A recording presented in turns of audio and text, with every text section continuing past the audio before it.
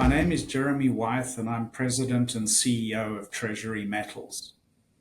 I want to talk to you today about investing in gold in a company like Treasury Metals.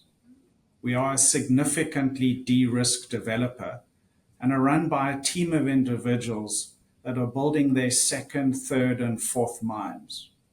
This is a real team building real mines and real companies. And we have built this team as we see this mine being built and adding significant value to our shareholders.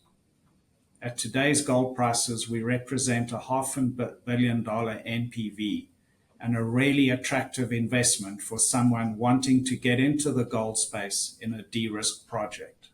We have 100% ownership of the Goliath Gold Complex situated between Dryden and Sioux Lookout.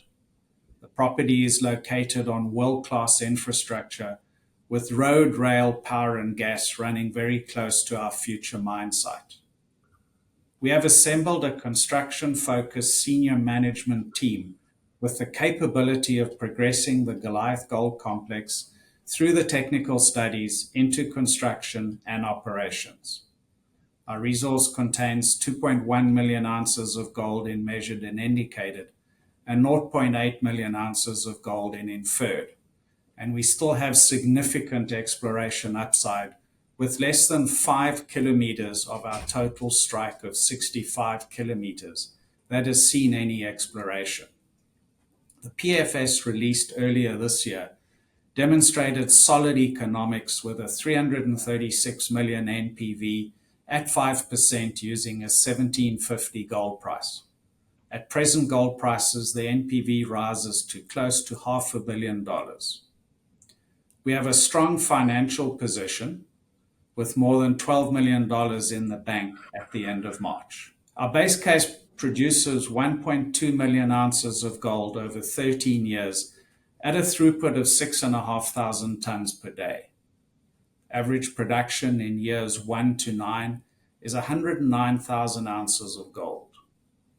Initial capex is $335 million, and the life of mine cash cost is $935 per ounce, with an all-in sustaining cost of $1,072 per ounce. The project base case is at $1,750 gold, and as can be seen in the table, at $1,950 gold, the NPV rises from $336 million to $493 million. Our senior management team boasts almost 150 years of experience in building and operating mines. For some people, this will be the fourth or fifth mine being built.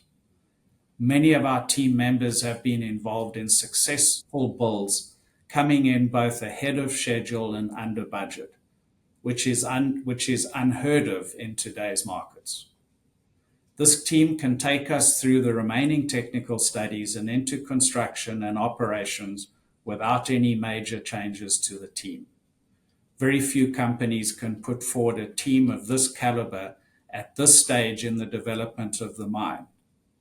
We have built this team because we believe this mine will be built and will add significant value to shareholders. We are presently involved in optimization work progressing to a feasibility study. We already have our federal EA for Goliath and are now progressing our provincial permitting. Concurrently, we are negotiating towards agreements with local indigenous communities. We have recently raised flow-through funding to further progress our exploration activities on our largely underexplored land package. As I said previously, only 5 kilometers have been explored out of a total of 65 kilometers of strike. We have the first mover advantage with no existing gold mills within 200 kilometers, and this positions us well for a hub and spoke model in the future. In summary, I'd like you to take away the following 5 points regarding Treasury Metals and the Goliath Gold Project. We have a federal EA in hand in a Tier 1 sought-after jurisdiction in northwestern Ontario with world-class infrastructure. A solid PFS with impressive leverage to higher gold prices. A large resource upside with underexplored land package and identified targets with flow-through funding in place for drilling this year.